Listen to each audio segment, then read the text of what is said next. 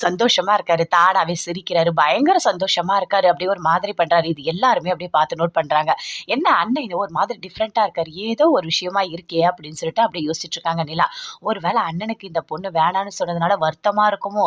முன்ன மாதிரி வீட்ட விட்டு வெளிய போயிடுவாரோ? அப்படின்னு சொல்லிட்டு அப்படியே யோசிச்சுட்டே உள்ள போறாங்க. உள்ள போன உடனேயே அங்கருந்து சோழன கூப்பிடுறாங்க. அவரும் வராரு. "ஏங்க உள்ள வாங்க" அப்படின்னு கூப்பிடுறாங்க. உள்ள வராரு. வந்த உடனே "கொஞ்சம் அந்த கதவ லாக் பண்ணுங்க" அப்படின்னு சொல்றாங்க. அதே மாதிரி அவரும் லாக் பண்றாரு. லாக் பண்ணிட்டு அப்படியே உள்ள வராரு. இங்க பாருங்க ஒரு முக்கியமான விஷயம் பேசணும். "என்னங்க டோரெல்லாம் லாக் பண்ண சொல்லியிருக்கீங்க. ரொம்ப ரொம்ப முக்கியமான விஷயமா?" அப்படின்னு சோழன் சொல்றாரு. "ஓ! நிலாவோட மனசுல இருக்க காதல சொல்ல போறாங்க." அப்படின்னு சொல்லிட்டு பயங்கர சந்தோஷமா அப்படியே வெட்கப்பட்டுட்டு இருக்காரு. "சொல்லுங்க நிலா, சொல்லுங்க. நீங்க என்ன சொல்ல வரீங்களோ அத சொல்லுங்க." அப்படின்னு சொல்லிட்டு அப்படியே மனசுக்குள்ளேயே நினைக்கிறாரு. அப்பா என் மேல இவளுக்கு எவ்ளோ பாசம் அப்படின்னு சொல்லிட்டு அப்படியே வெட்கப்பட்டுட்டே அதே மாதிரி நின்னுட்டு இருக்காரு.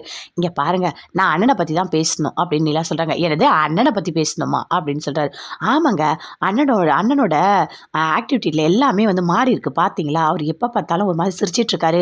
ஏதோ ஒரு மாதிரி இருக்காரு. எனக்கு என்னவோ டவுட்டா இருக்கு. அண்ணன் வீட்ட விட்டு வெளிய போயிடுவாரோ என்னன்னு.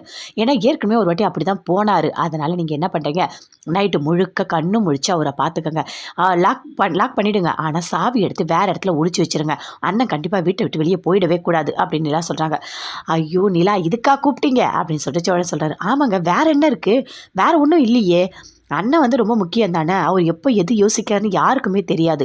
முன்ன மாதிரி எந்த தப்பும் நடந்துறக்கூடாது. அதனால தான் நான் சொன்னேன். ரகசியமா இருக்கட்டும். யாருக்கும் கேட்கக்கூடாதுன்னு உங்கள தனியா கூப்பிட்டு உள்ள சொன்னேன்." அப்படின்னு எல்லாம் சொல்றாங்க.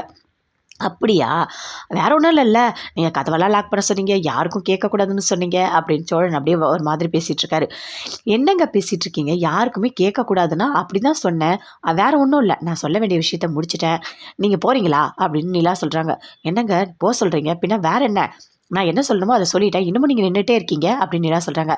"சரிங்க நான் போறேன்." அப்படின்னு சொல்லிட்டு அப்படியே வெளிய போறாரு. அப்படியே கதவ போய் மூடுறாங்க. நல்லா கரெக்ட்டா மூடியிருக்கா. தாப்பாள் எல்லாமே கரெக்ட்டா போடுறாங்க. என்ன இவ இப்படி பண்றா? ஏதோ லவ்வ சொல்ல போறான்னு ஆர்வமா உள்ள போனா, ஒரு செகண்ட்ல இப்படி பண்ணிட்டா. அண்ண பத்தி பேசி அனுப்பிட்டா அப்படின்னு சொல்லிட்டு சோழன் சொல்றாரு. சேரன் வராரு. எல்லாருமே சேர்ந்து படுத்துட்டு இருக்காங்க. படுத்துக்கிட்டே இருக்கும்போது அப்படியே பார்த்துட்டே இருக்காரு சோழன். "அண்ணா ஒண்ணே ஒண்ணு புரிஞ்சுக்கோண்ணே. கல்யாணம்ன்றது நம்ம கையில இல்ல. எப்ப நடக்கணும்ன்றது கடவுளோட கையில தான் இருக்கு.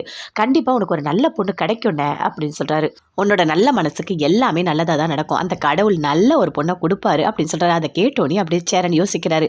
"இல்ல சோழன் உன்கிட்ட ஒண்ணு சொல்லணும். வா." அப்படின்னு சொல்லிட்டு வெளிய கூட்டிட்டு போறாரு. "என்னண்ணே முக்கியமான விஷயமா? சொல்லுண்ணே." அப்படின்னு கேட்குறாரு. "இல்ல நான் அனிஷ் வீட்டுக்கு போனேன்ல." "ஆமா தெரியுமே. அனிஷோட தங்கச்சி சந்தா இருக்காங்கல்ல." "ஆமா. சந்தாவ என்ன கல்யாணம் பண்ணிக்க சொல்லி அனிஷ் என்கிட்ட கேட்டான்." அப்படின்னு சொல்றாரு சேரன். அத கேட்டோனே சோழன் பயங்கரமா சந்தோஷப்படுறாரு. "அப்படியாண்ணே? ஆமா நம்ம ஊரெல்லாம் பொண்ணு தேடிட்டு இருக்கோம். ஆனா இப்படி ஒரு பொண்ணு இருந்தத நம்ம மறந்துட்டோம்ல." அப்படின்னு சொல்றாரு.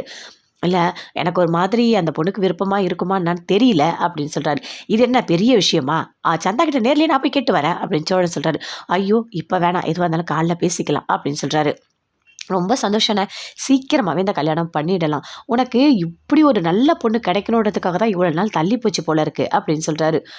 இல்ல அவங்க பேசுறது எனக்கு புரியாது." அப்படின்னு சொல்றாரு. "அண்ணே என்னண்ணே இப்படி பேசிட்டு இருக்க? அதெல்லாம் நம்ம கத்துக் குடுத்துடலாண்ணே. தமிழ்லாம் நம்ம பேசுறத அவங்க கேட்கும்போது அவங்களுக்கே எல்லாமே புரியும்ண்ணே. சீக்கிரமா இந்த கல்யாணம் பண்ணிடலாம். எனக்கு ரொம்ப சந்தோஷமா இருக்கு." அப்படின்னு சொல்றாரு.